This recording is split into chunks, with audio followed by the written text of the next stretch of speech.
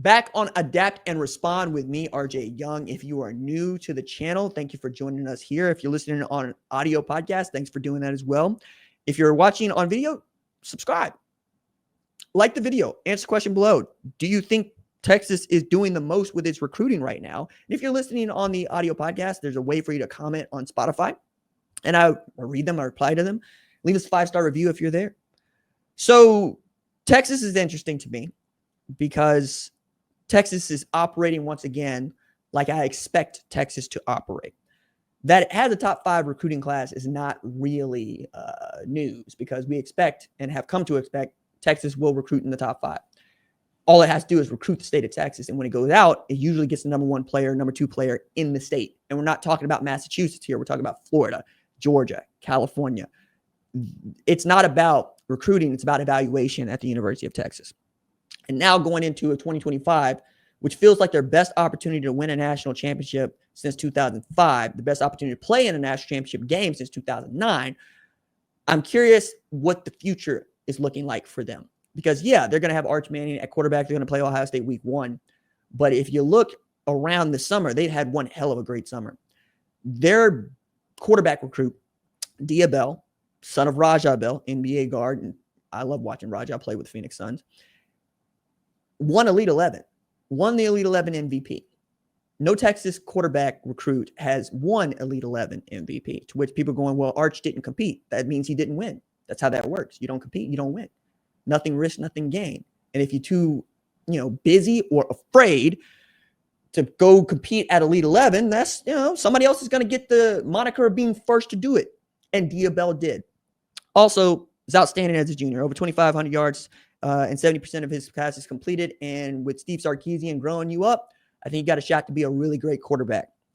Also adding here some top, I think 300 wide receivers according to ESPN. Chris Stewart and Jermaine Bishop Jr. Both of those guys are explosive. Both of those guys got big plays in them and speed. They're fluid. You're going to be able to bring in great wide receivers to Texas. Ryan Wingo being a great example of this. DeAndre Moore's emerged. They'll get better at that position. I think you're talking about the offensive line there. They're always recruiting well. They're always developing well. Nicholas Robertson is an example of this. Defensively, we could talk about Dylan Berryman. We could talk about Corey Wells. But the guy that I really want to spend the most time talking about here, and one of the reasons I think that Texas is doing the most with its recruiting in the 2026 class, is Derrek Cooper. Guys, that dude can play. So he's coming out of Chaminade, Madonna in Florida, Hollywood, Florida, which sounds familiar because there's a guy, Jeremiah Smith, that was from down around the way down there. But if I'm looking at Derrek, I'm also looking at a guy who is 6'1", 205 pounds, and played both ways. Last year, and I want to make sure I get this right. Let me make sure I get this right. It's not the 9.3 yards per carry average that I thought was just gaudy on like 105 touches, had like 900 yards rushing. It's that the dude had 46 tackles, 10 tackles for loss, 4 pass breakups, 4 sacks, 3 forced fumbles, and 3 fumble recoveries and 2 forced fumbles while paying special teams, blocking punts. Okay. I don't know that Texas has had a back that is this big and this strong and this fast since Deontay Foreman. Now, I know CJ Baxter is there, and I know CJ Baxter's in line to have a great season.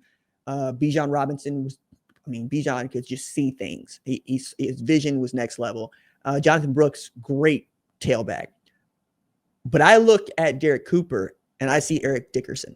If you go watch old Derek Dickerson highlight tape, you'll see an upright running style. You'll see a man that can run by people.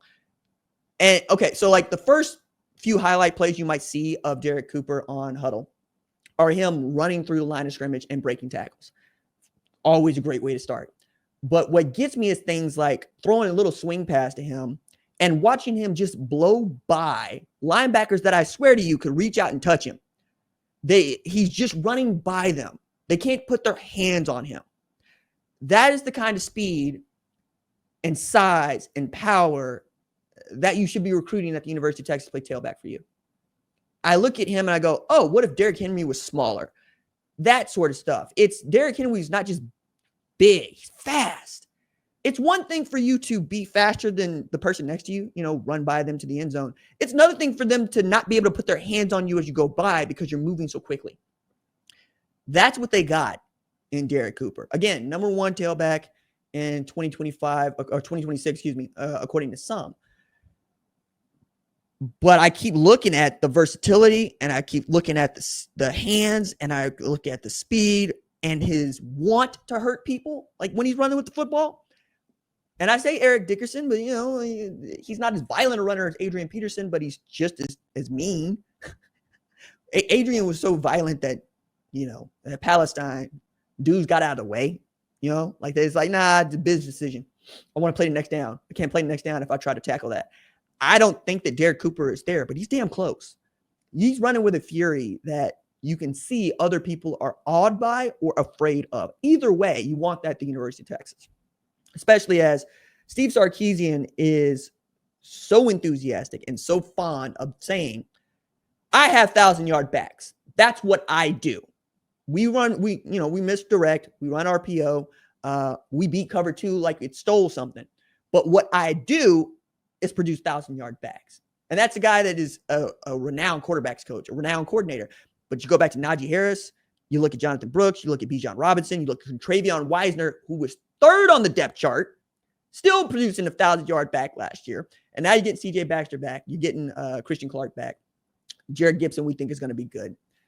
He's going to find a way to get that dude touches. So when he gets to Texas, I expect him to be competing to play right away. And, running backs, you always need a million of them because dudes get hurt carrying the football.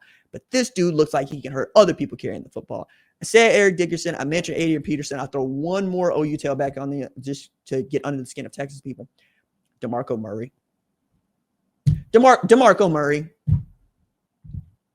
If you got that kind of hand and you got that kind of speed, and we can line you up in the slot, and we can line you up 7.5 yards deep, and you can rush for 1,000 yards because you can take that kind of punishment, get those kind of carries, and he obviously can. He's playing both ways. You'll do damage. Even in the SEC, you'll do damage. I'm excited about what could be in the offing for a guy like Derek Cooper at a program like Texas when we expect Texas is only going to get better. And if they are able to keep this class together, and the way to do that is to keep winning, he shows up, you get another year of Arch Manning, we think, and you get him in the backfield, and you get a grown-up Texas team, it could be the beginning of something special at the University of Texas that is really coming into blossom right when Derek Cooper arrives.